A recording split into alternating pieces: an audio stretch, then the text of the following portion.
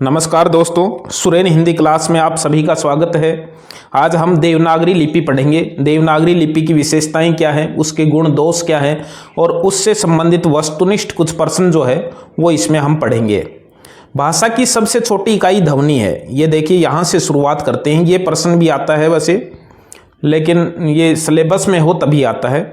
भाषा की सबसे छोटी इकाई ध्वनि है, जिसे वर्ण भी कहते हैं। ध्वनियों को लिखने के लिए जिन चिन्हों का प्रयोग किया जाता है, अब देखिए यहाँ पर ध्वनियों को लिखने के लिए जिन चिन्हों का प्रयोग किया जाता है वह लिपि है, वही लिपि है। यानी ध्वनि को लिखने के लिए जिन चिन्हों का प्रयोग किया जाता है उसे लिपि कहते हैं। देवनागरी हिंदी व संस्कृत की प्रमुख लिपि है। देवनागरी लिपि जो है ये हिंदी व संस्कृत भाषा की प्रमुख लिपि है। देवनागरी लिपि का सर्वप्रथम प्रयोग गुजरात के राजा जयभट्ट के एक शिलालेख में हुआ था। यह ध्यान में रखना है। यानी इसका सर्वप्रथम प्रयोग गुजरात के राजा जयभट्ट के एक शिलालेख में हुआ था। गुजरात के पंडित वर्ग अर्थात नगर ब्राह्मणों के नाम से इसे नागरे कहा गया। देव भाषा संस्कृत में इसका प्रयोग होने से देवनागरी कहा जाने लगा। अब कहने को ये भी कहा जाता है कि भाई ये गुजरात ही नहीं बल्कि काशी की भी एक भाषा रही है, और कहते हैं कि बाकी नगर हैं काशी देवनगर, तो वहाँ की भाषा देवनागरी, ऐसा भी एक तथ्य मिलता है। देवनागरी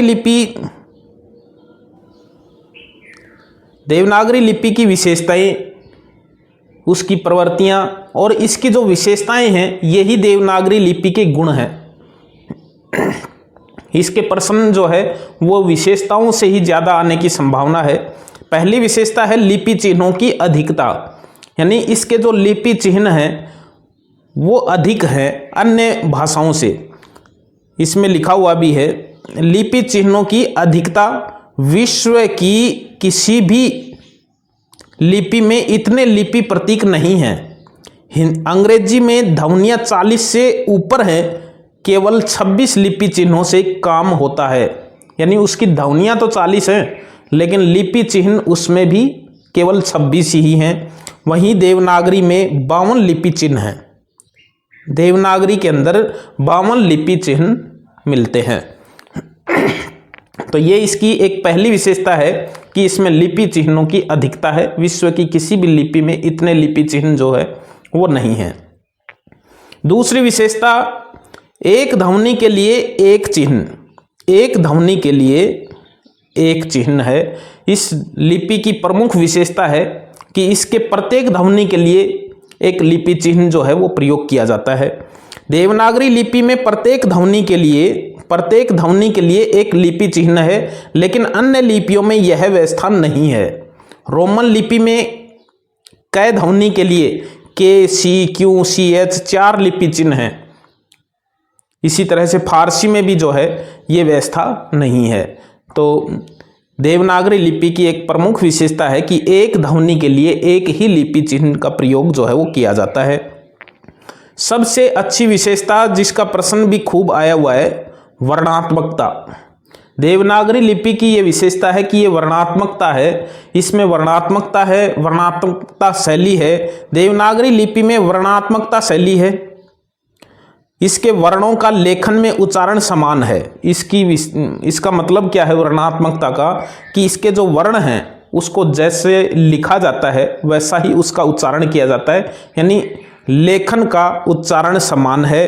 फारसी और रोमन लिपि में यह विशेषता नहीं है। इसमें जैसा लिखा जाता है वैसा ही पढ़ा जाता है। ये लिपि एक वर्णात्मक लिपि है। प्रत्येक वर्ण के लिए प्रत्येक ध्वनि जो है वो इसमें निश्चित है, वैसा ही उच्चारण जो है उसका किया जाता है। वर्णात्मकता इसकी एक विशेषता है। प्रश्न भी आता है आगे दिए हुए वस्तुनिष्ठ प्रश्न, उससे पता चलेगा कि इसका प्रश्न कैसे आता है। अब देखिए, चौथी विशेषता है स्वरों के लिए स्वतंत्र लिपि चिन्ह।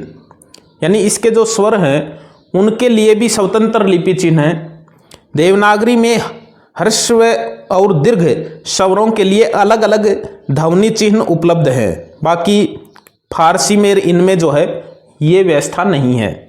इसमें स्वर व्यंजन के लिए और स्वर का जो दीर्घ रूप है और ह्रस्व रूप है, उन दोनों के लिए अलग अलग स्वतंत्र चिन्ह जो है वो प्रयोग किए गए हैं।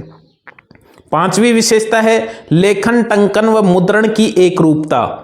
यानी इसके अंदर रोमन लिपि में लेखन, टंकन, मुद्रण में भिन्नता पाई जाती है, जबकि नागरी लिपि में लेखन, टंकन, मुद्रण में एक रूपता जो है वो पाई जाती है। छठी विशेषता है सुपाठन एवं लेखन की दृष्टि से देवनागरी लिपि अधिक वैज्ञानिक है। यानी ये एक वैज्ञानिक लिपि है, इसका सुपाठन और लेखन की दृष्टि जो है वो श्रेष्ठ है, इसलिए ये एक इस दृष्टि से वैज्ञानिक लिपि जो है वो है। हम इसके दोष की बात करें कि देवनागरी लिपि में दोष भी हैं, तो देवनागरी लिपि के दोष यदि माने जाएं तो मात्राओं की अधिकता जो है, मात्राओं की अधिकता और शिरोरेखा जो लगाई जाती है उससे समय जो है वो अधिक लगता है। और एक ये है कि भाई संयुक्त अक्षर व र के रूप लेखन में बाधक होते हैं और इसके कोई दोष जो है वो नहीं माने जाते हैं। शिरोरेखा को भी इसका लेखन समय में जो है वो ज़्यादा समय लगता है उसको लगाने में। प्रश्न देखिए किस तरह से आते हैं। देवनागरी लिपि के विषय में सत्य नहीं है। पहला प्रश्न है देवनागरी लिपि के विषय में सत्य नहीं है, यह दाएं से बाएं लिखी जाती है, उत्पत्ति नागर ब्राह्मणों से मानी जाती है, यह वर्णात्मक लिपि है, इसमें शिरोरेखा का प्रयोग किया जाता है। तो ये सही है, इसमें शिरोरेखा का प्रयोग किया जाता है। यह वर्णात्मक लिपि है, यह भी विशेषता में आया है वर्णात्मकता, और नागर ब्राह्मणों से इसकी उत्पत्ति मानी जाती है, ये भी सही है। यानी दाएं से बाएं लिखी जाती है, ये नहीं है। यानी ये दाएं से बाएं नहीं लिखी जाती, जबकि बाएं से दाएं जो है वो लिखी जाती है। दूसरा प्रश्न है प्रति देवनागरी लिपि का प्रस्ताव किसने प्रस्तुत किया। यानी प्रति देवनागरी लिपि का प्रस्ताव किसने प्रस्तुत किया, तो ये फोर्ट विलियम कॉलेज ने प्रस्तुत किया है। तीसरा प्रश्न है लिपियों का सही क्रम है। लिपियों का सही क्रम है, तो लिपियों के सही क्रम में सबसे पहले जो है वो ब्राह्मी लिपि है। ब्राह्मी लिपि सबसे पहले है, और फिर गुप्त लिपि, फिर कुटिल लिपि, और फिर बाद में नागरी लिपि, और फिर देवनागरी लिपि। ब्राह्मी लिपि, गुप्त लिपि, कुटिल लिपि और नागरी लिपि, ये इनका सही क्रम जो है लिपियों का है। ये प्रश्न आ सकता है। देवनागरी लिपि में कौन सी भाषा लिखी जाती है, तो देवनागरी लिपि में हिंदी भी लिखी जाती है, संस्कृत भी लिखी जाती है, नेपाली भी लिखी जाती है, और उपर्युक्त सभी जो है इसका आंसर होगा। पांचवा प्रश्न है नंदी नागरी लिपि का संबंध है, तो नंदी नागरी लिपि जो है इसका संबंध दक्षिण भारत से है। दक्षिण भारत में जो है वो इसके उत्पत्ति के जो है वो स्रोत मिले हैं विजयनगर में। छठा प्रश्न है कि कौन सी विशेषता देवनागरी लिपि की नहीं है। अब देखिए विशेषताओं से संबंधित प्रश्न आ गया है। पहला प्रश्न भी लगभग विशेषताओं से संबंधित ही माने आप कि देवनागरी लिपि से संबंधित कौन सा कथन सही नहीं है या कौन सी विशेषता देवनागरी लिपि की नहीं है। अब देखिए इसमें हमने पढ़ा है कि यह वर्णात्मक लिपि है, बिल्कुल है, और जो पहला प्रश्न था उसमें भी ये विकल्प है, यह वर्णात्मक लिपि है। एक ध्वनि के लिए एक चिन्ह है, ये भी सही है, एक ध्वनि के लिए एक लिपि चिन्ह का प्रयोग है। लेखन, टंकन व मुद्रण की एक रूपता भी देवनागरी लिपि में पाई जाती है, यानी लिपि चिन्हों की न्यूनता ये नहीं है, लिपि चिन्हों की अधिकता है। यानी विश्व की जितनी भी लिपियां हैं उनमें सबसे ज़्यादा लिपि चिन्ह जो है वो देवनागरी लिपि में है, 52 लिपि चिन्ह हैं, और लिपि चिन्हों की न्यूनता जो है वो नहीं है, अधिकता है, इसलिए ये इसका आंसर जो है वो हो जाएगा। फिर मिलेंगे किसी अच्छे बिंदु के साथ, तब तक